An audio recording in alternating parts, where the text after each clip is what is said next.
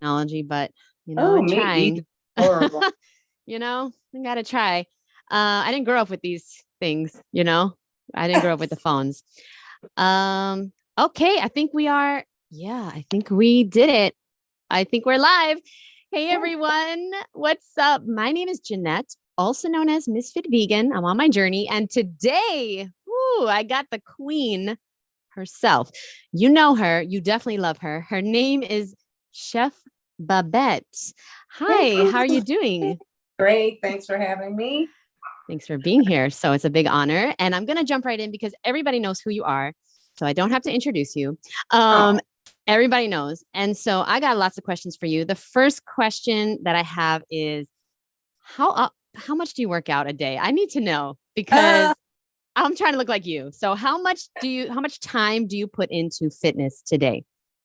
well, starting about 4 months ago, because my birthday is in December 7th, and I'll be 73. And so for few months ago, I thought, there's some work I needed to do on my legs. And I thought, this would be really awesome to see just how much the body will respond um, at my age if I kind of go hard, what I call hard, for like 6 months, and just see just what I can do in terms of making these legs the way I want them.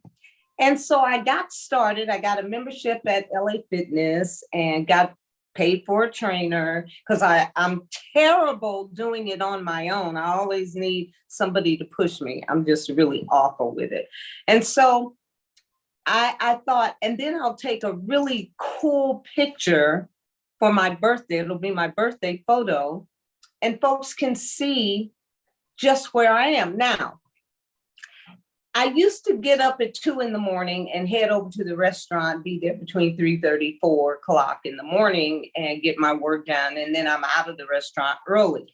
But since I had got the gym membership, I decided I was going to do 5 days a week, 2 hours a day. So what I've been doing for the last 4 months or so is getting to the gym when they open at 5. And I get on a spin bike for an hour and then work out with the trainer for an hour. So I'm 2 hours a day in the gym. And then I head over to the restaurant to prep the food because I do all the food there. And so that's kind of why I wake up at 2 o'clock. It's always a bathroom run. And so I just get my day started then. But yeah, I'm 2 hours a day, 5 days a week with a trainer. So that's Incredible. right now. So incredible. So you're doing an hour cardio, and then I'm guessing the other hour is more strength training. Yes, exactly. Yes. Yeah. Okay, guys, that's all we need to do. But you guys are, Now, you don't need that much. And I'm trying to do what I'm doing, in a short period of time. Normally an hour at the gym is cool. But yeah, that's where it got. I'm excited for this. I'm excited for this birthday photo now. Don't tease us now. Okay, we're waiting for it.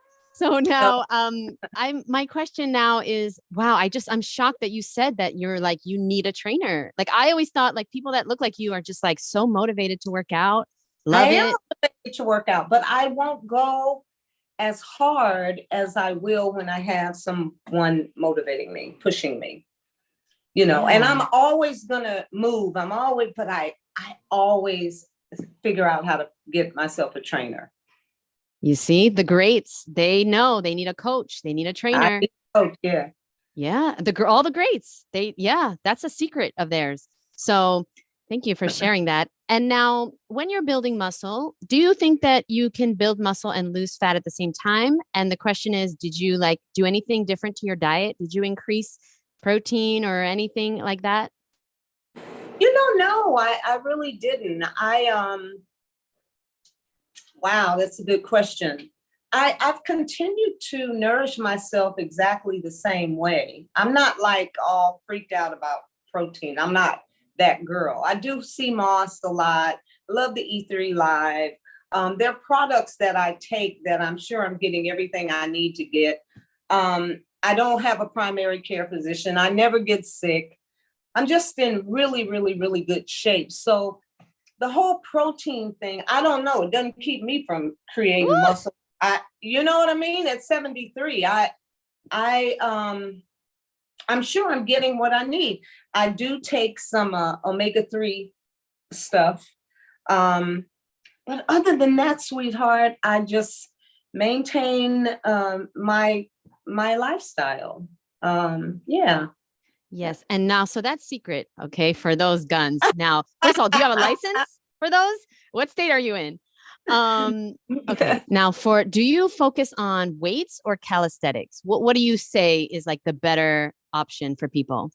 You know, I really, when I went back to the gym, I was thinking if I've only got 6 months, perhaps I just really need to do work weights. And that's never been something that I've done. You know, it's always just been body weight. You know what I mean? And the trainer that I have right now, I thought I was going to be doing a lot of weights, but he doesn't do it that way. It's still a lot of full body workouts, and I'm not using a lot of weight, more my body weight than anything, once again. Plus I just somehow tweaked my left knee. And also I want to tell your folks, when you're young and you can stretch, that was a big mistake that I made. I met my husband in 1990, and this man just turned 75. He can put his big toe in his mouth. He always stretched. And I was always up on the couch or in the bed looking down at him going, great stretch. I would never do it. Now at 70, almost 73 years old, stretching is so important. And I did have one of the trainers at the gym say, you know, you need to do more stretching and loosen up a little bit before we start giving you all these heavy weights and all that kind of stuff. You hurt yourself. So we're going to continue on with body weight and introduce weights, lighter weights. But yeah, I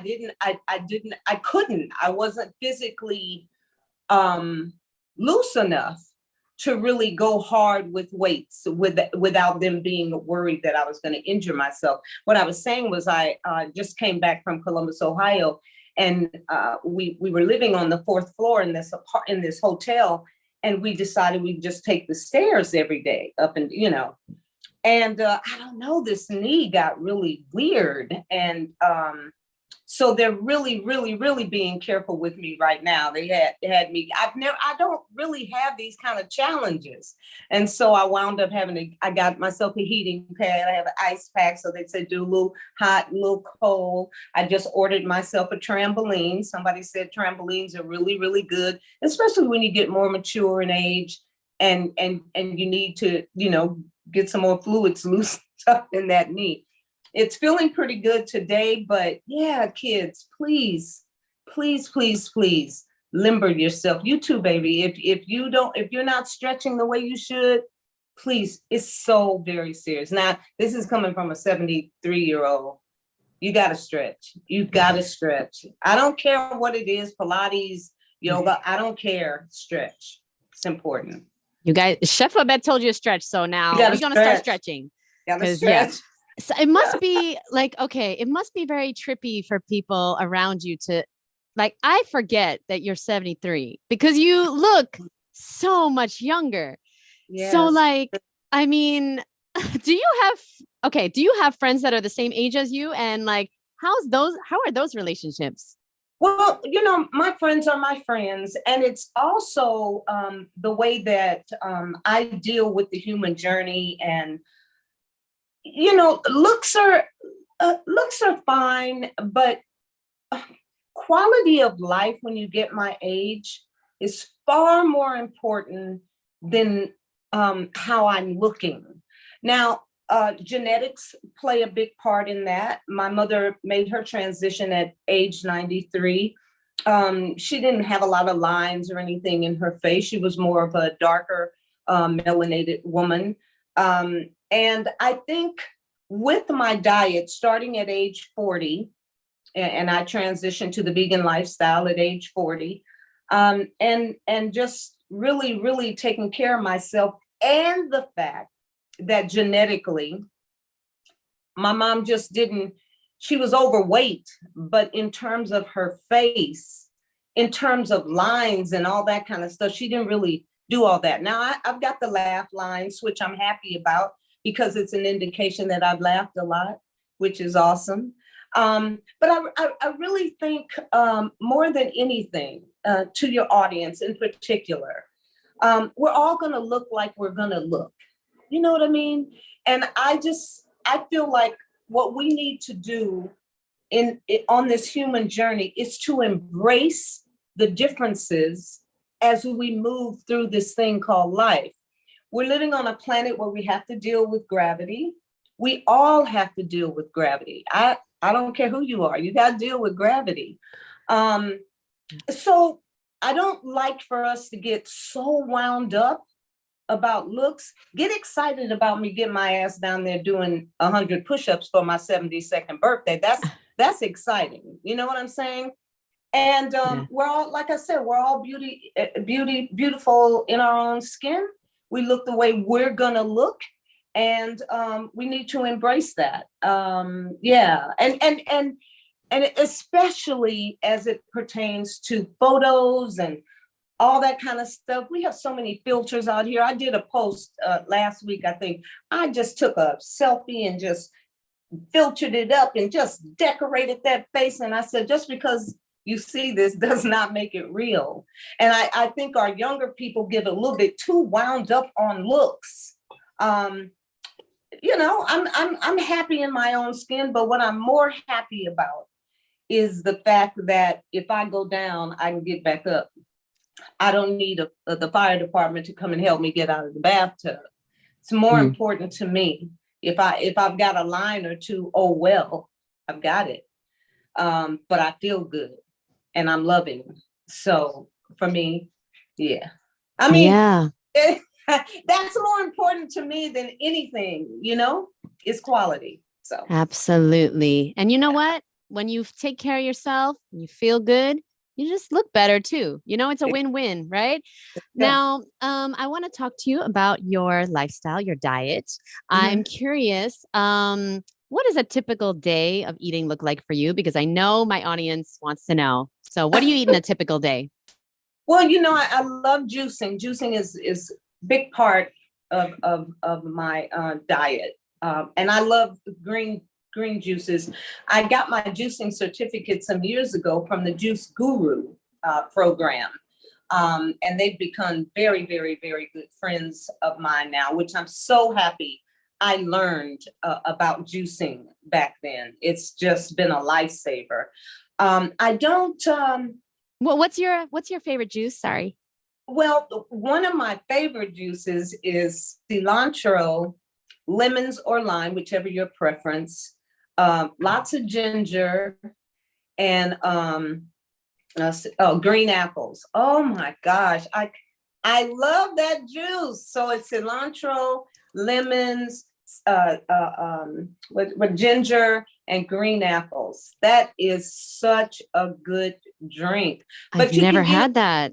Yeah, you could use however many greens you want to use in there, but that truly is my favorite. But the main thing is getting enough green leafy greens juiced up. So I'm at work with a big industrial juicer, so I can kind of do my thing, do what I want. So I usually make juice for my husband and myself. But yeah, and I'm not big on massive plates of food. So, and he is not either. He only weighs 140 pounds. You know, we're very small people. And he what was I about to say? I'll make a handful of nuts a meal. You understand? So I it's too much to sit, like my soul food platter, for instance, on the menu, it's stuff I eat. It's gluttonous as far as I'm concerned. You got potato salad and coleslaw. Even at a black table when we're eating when we're eating soul food, we don't need both potato salad and coleslaw, but we give you that. It's stuff I eat. Greens, yams, either barbecue tofu, or you can have the barbecue jackfruit. We've got mac and cheese, cornbread, black eyed peas. I can't eat that plate of food. That's too much food. So if I decide I wanted to eat some veggies cooked, and I just wanted to go get those greens that have been boiled to death, and that's another thing for me.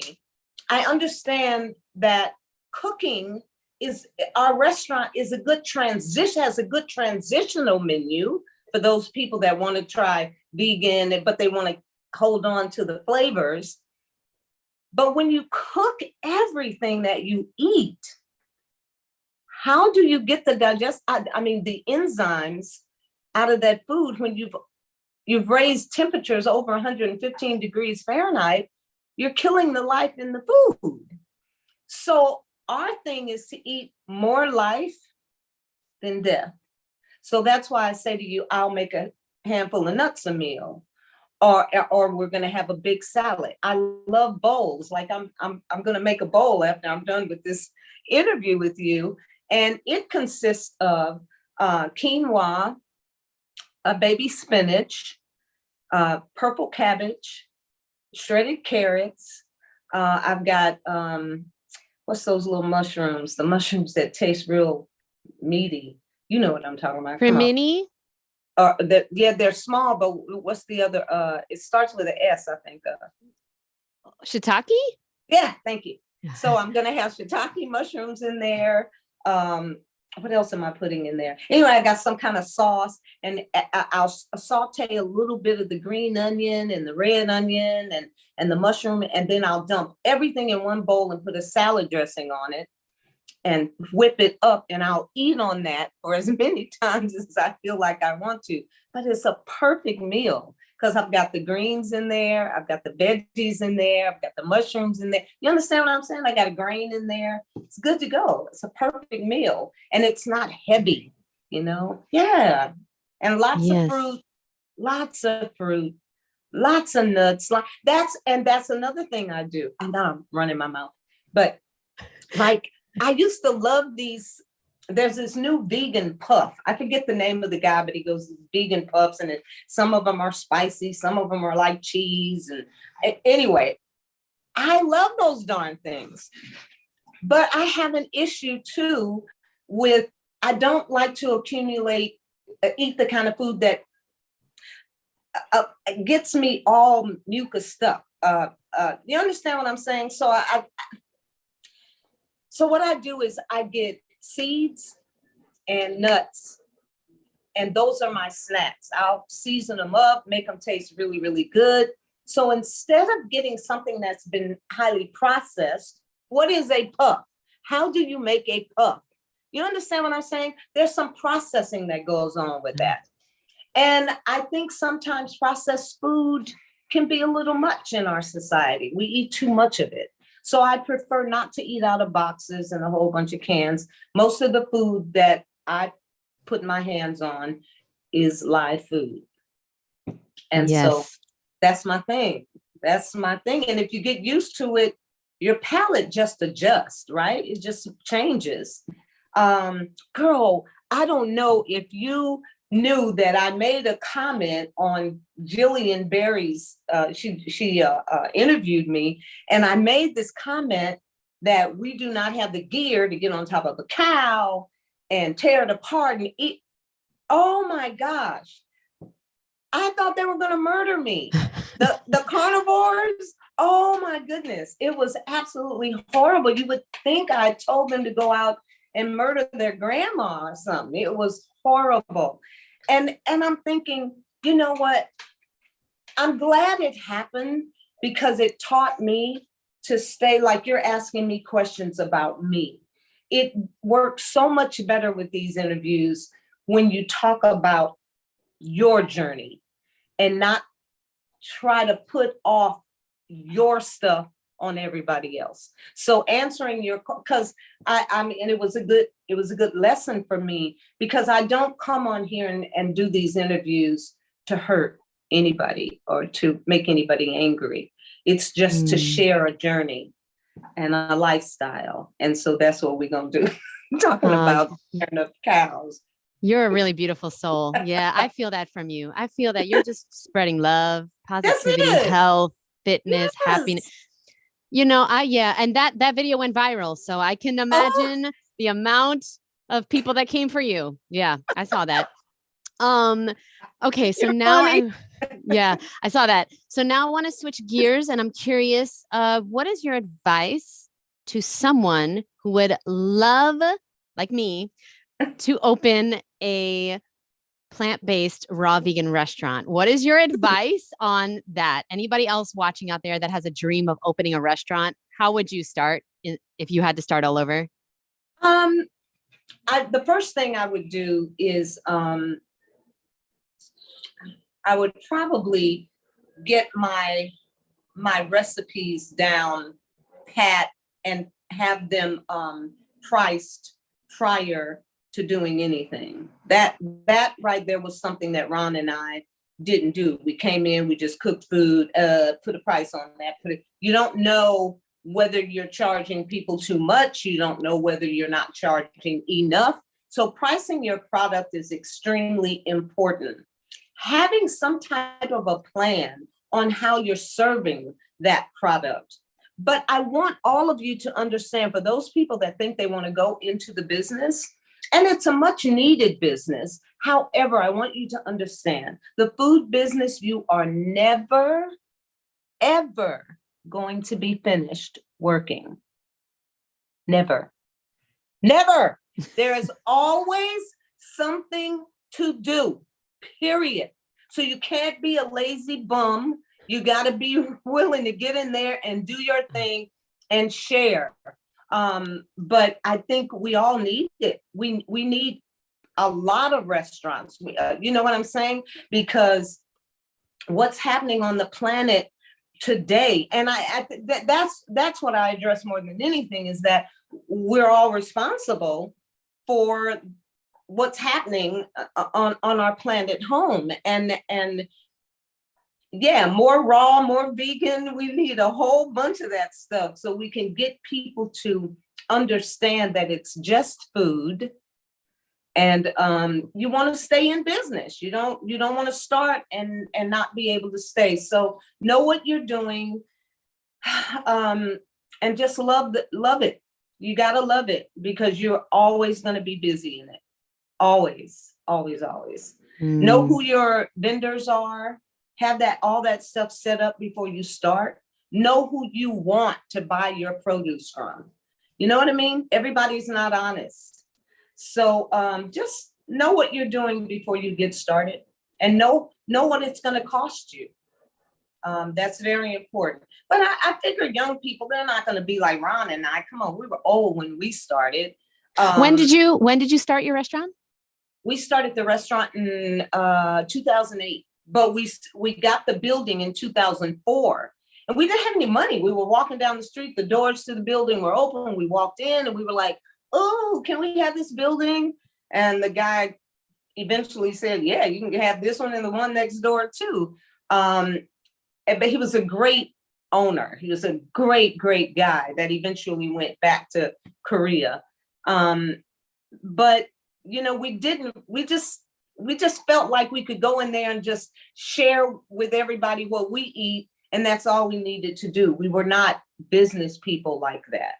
And that is a dreadful mistake when you go into business and you haven't covered, you know what I mean? You haven't dotted all the I's and crossed all the T's. You got to know what you're doing. You're going to have taxes. You're going to have the city wanting you to pay for your appliances every single year. You got to pay some kind of tax on your appliances after you've already purchased them. So it's all, you got to know what you're doing before you do it. That's good advice. And be ready. That's good advice. Thank you so much. Yeah. Okay. So my audience would like to know, What motivates you now to do everything that you're doing? You're busy, you're doing so much, and and you're taking care of yourself, at the same time. So what motivates you to do everything you're doing? The human experience, the journey, the gift of life. I watched my mother suffer, overweight, 5 feet tall, 250 pounds, that sort of thing, double knee replacement, breast cancer, all of those kind of things. Never could, I mean, got to a point where she always needed something to lean on to walk. Um, and I looked at that, and for me, quality was just everything. Let me close this window. You're good. Okay.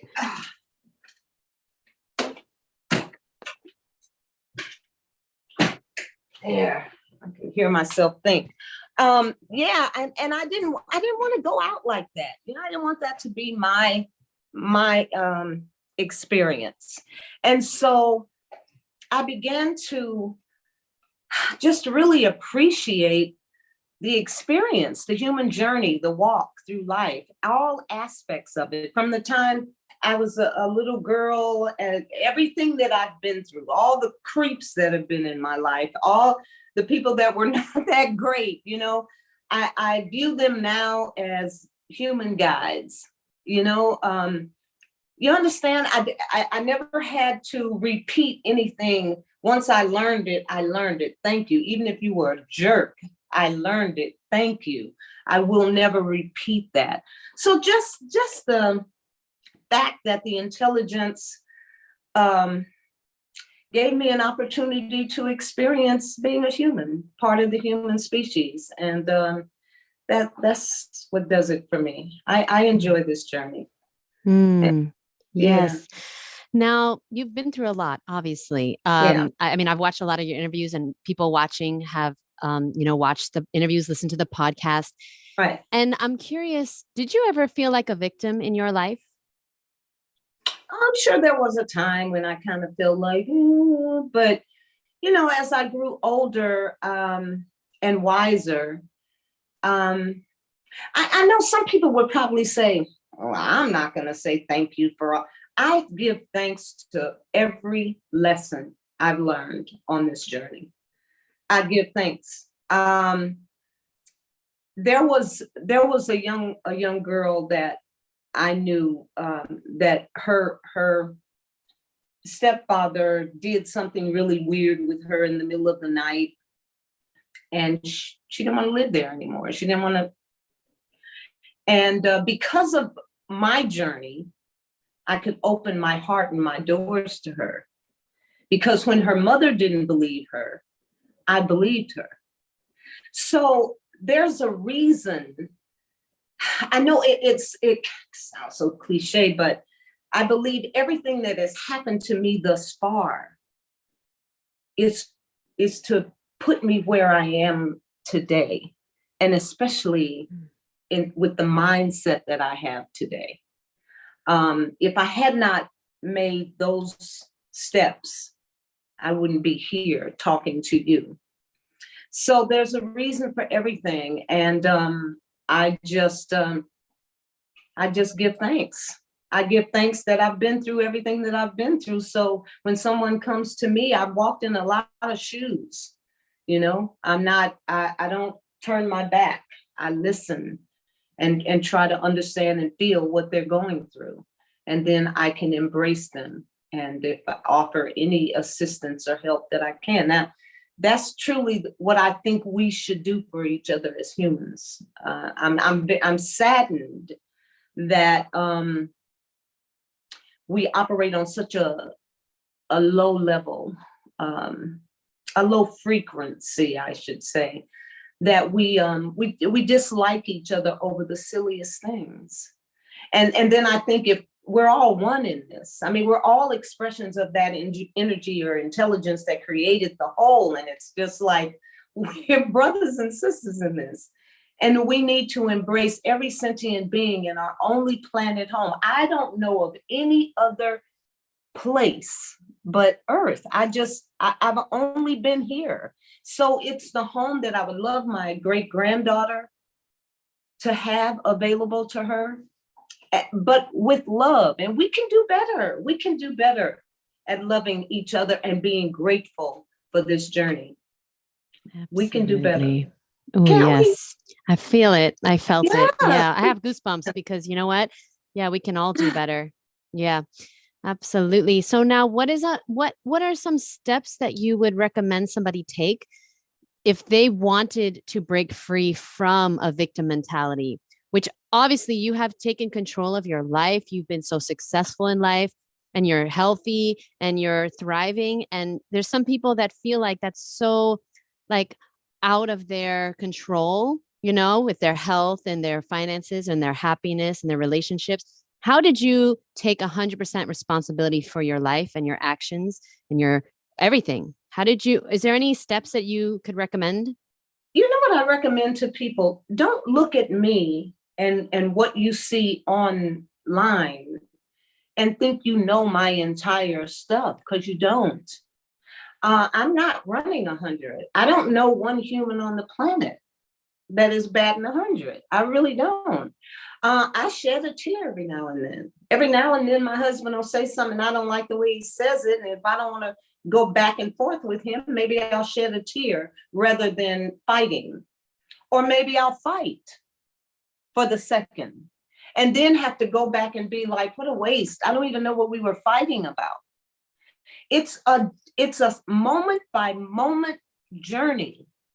You understand? It's not 2 weeks from now or a month ago. It's right here, right now.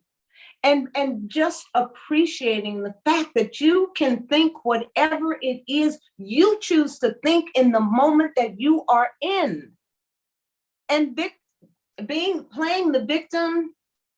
I mean, we like I said, I've done my being the victim before, but it doesn't really serve us. I prefer to stay present, stay current, and forgive and love. It's just far easier. You talk about my face. Can you imagine the stuff that I've been through? If I was angry about all of that stuff, I've had somebody pick me up and body slam me. I've been cold cocked, knocked out. I had my head run through a wall. If I felt like the victim and stayed there, I crawled around on the floor looking for crack cocaine and smoked it. So if I was hung up in being the victim, instead of loving me and the experience, then the life would just simply stay miserable. And I was created in and of love. That is truly what I believe. Nobody will ever make me believe anything differently. And so with that, I just embrace love and forgiveness, because I'm not running 100. I'm not perfect, and no one is. Not the carnivore, not the vegan. It's amazing to hear somebody that like, you know, everybody looks at as so perfect, you know, so beautiful, so fit, so successful. And you're not perfect, right? Apparently. Nobody is. Nobody. Nobody. Nobody Nobody. is. Nobody is. Um, I have a question about food addiction. Have you ever dealt with that? Were you ever an emotional eater? Did you ever feel like you had an addiction to food specifically? My addiction was refined sugar as it pertains to food. My mother put sugar in everything. And her reasoning was because they were sharecroppers. She was born in 1916. And as she ate from gardens, a pea would taste sweet to her. Corn was sweet to her. But when she got out here to California, none of that stuff tasted like that. So she felt like she wanted to give us the same experience she had as a kid growing up. And so she just put refined sugar in everything, which is highly addictive. And we don't need it. It makes us sick. Sugar is a wipeout. My skin was ripped because of refined sugar. I had pimples in my back, my face. Every single month, I broke out with some type of eczema, a rash in my face, lips swollen, eyes swollen, That was how I was not nourishing myself. And as I began to, the first books my husband gave me, and I tell everybody this, volumes 1 and 2, Fit for Life by Harvey and Marilyn Diamond, and the Mucusless Diet Healing System by Professor Arnold Ehret. Once I understood, girl, you don't know what you're doing as it pertains to eating. Read, learn something. That is what we have to do. They have not been honest with us. They've not been honest with us, because you have big corporations that's making plenty of money. And then you have the pharmaceutical company that's making lots of money. And then you have, after we're done with the medicine, then we die. And then you have to, so, I mean, you understand, it's so wicked. And there's not much money in fruit and vegetables, right? There's not much. But whose responsibility is it for me to get up in the morning to go work out at 72 years old for 2 hours? Whose responsibility is that? Nobody's going to do that for me but me. And nobody is going to teach you what you need to know unless you seek the information. You can go on YouTube and find some of the greatest documentaries that educate us about the food that we're ingesting today. You understand? And don't be so hardcore that you don't believe anything. Try it for a moment. Try what when you first went vegan, or were you always vegan? No, 13 years. Okay. I've been vegan. So when you first stopped eating the other way, didn't you just immediately like, wow, I don't have that anymore. I don't do that anymore. That all you got to do is not be stuck in life. Move. Don't be stuck. Be open-minded, which is actually not so common, right? Yeah. Right. Yeah. Yeah. Because, well, I mean, recently I was learning about the psychology of this, which is like, we want to be part of something of the herd, we want to be part of something, which is such a strong need of ours. And so if we think something different, we might not be part of that anymore. Right. And then we might be alone. So now that's a great point. So it leads to my next question, which is, well, how in the beginning did you deal with like social aspects? Now it's probably easy, right? You're used to it so many years, but how did you deal with in the beginning, socializing as someone who wanted to eat more living foods, a vegan diet, maybe a high raw diet? How did you do that socially? I made the same mistakes most vegans do when they're brand new at it. You're always in somebody else's plate. You shouldn't eat that, and you should. Why are you eating that with that? That we become but and people are annoyed by us initially, because it's not really I wouldn't say the best way for us to share. No. And people would come in the restaurant, and if they mix something, like they wanted one of my desserts, and I would be like, now you shouldn't be eating that with that, because that's a bad combination. And and so we've gotten away from that. We're better now. I wait for someone to ask, and then I share. So, and like I said, I just got beat up over the cow comment, so I'm still learning. Well, I'm still learning, honey. That was a lesson. That was a big lesson. Yes. Listen, what you said was 100%. It doesn't matter. It doesn't matter. It doesn't matter. You're right. Because the majority, we are losing our forests over creating grazing space for cows. So they're trying to feed as many people, and there are so many people on the planet that eat animal flesh. These people took me back to the prehistoric days, baby. They wanted to educate the dummies. So my point is, share you, Babette. Nobody can go against what you've been through. This is your journey. Keep it there. Yes. And now, so what is, okay, I only have a few more minutes, but, so many questions now. So what is one of the biggest lessons you just learned? Another lesson. We're always learning, right? What is one of the biggest lessons you've learned, about, food since you started this journey? You've been on it for a while. What is one of the biggest lessons you've learned about food? Well, I think the greatest lesson that I've learned about food is, and it truly was the greatest lesson, how to combine it and not to kill it. I don't know where else I would get my nutrition from if I murdered every morsel I put in my mouth. And I also am not going to get what I need to get from my food if I'm combining it incorrectly. I understand that if I eat watermelon, normally I eat watermelon on an empty stomach and alone. And I also learned I can ingest the seeds as well. I learned that I don't mix bananas and oranges. That's just not a great combination. I don't eat proteins and carbohydrates together. It's just not a great combination. And I had problems with digestion, serious problems. Had I not educated myself, though, I would not have known that. I'd be taking Tums. Yes, I don't think humans need to medicate themselves after they eat. We're the only species on the planet that medicates after we eat. Why?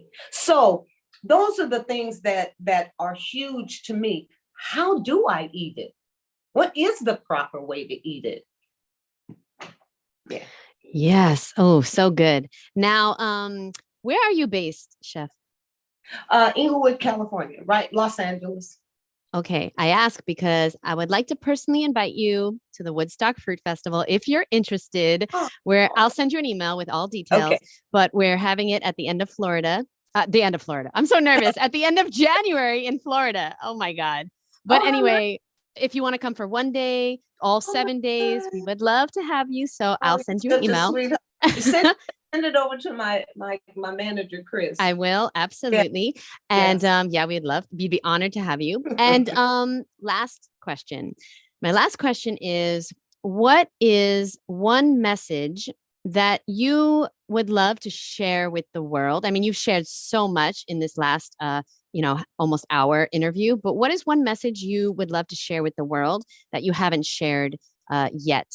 What is one message that you'd love to share with everyone? I guess the one message, I hope this doesn't come off as dark, but I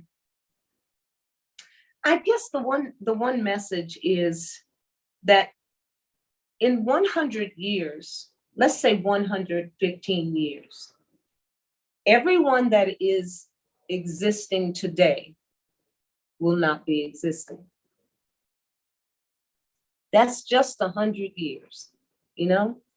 We will all make a transition. We will all do that.